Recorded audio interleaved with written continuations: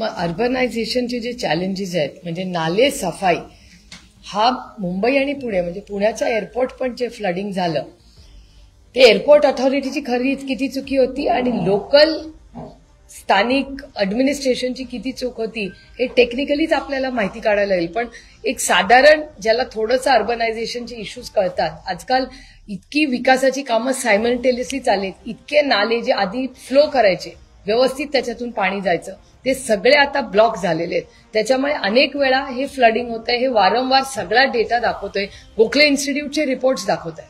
त्यामुळे हे काही नवीन नाही, मला त्याचं आश्चर्य वाटत नाही. आपलं अर्बनायझेशन हे झालं पाहिजे का तर झालं पाहिजे. मोठे इन्फ्रास्ट्रक्चर प्रोजेक्ट गरजेचे जे आहेत ते झाले पाहिजेत का झाले पाहिजेत.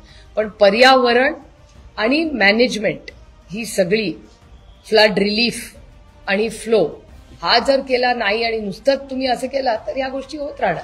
म्हणजे आधी मुंबईला तुंबई तुम्हीच करायची ही हेडलाईन, आता संभाजीनगरला तेच आहे, नागपूरला तेच आहे, पुण्यामध्ये तेच आहे, सगळ्या मोठ्या शहरांमध्ये आता हीच गोष्ट व्हायला लागली. तर अर्बन प्लॅनिंगमध्ये अर्थातच काहीतरी आपलं चुकतंय ना, त्याच्याशिवाय एवढं फ्लडिंग सगळीकडेच कसं होईल.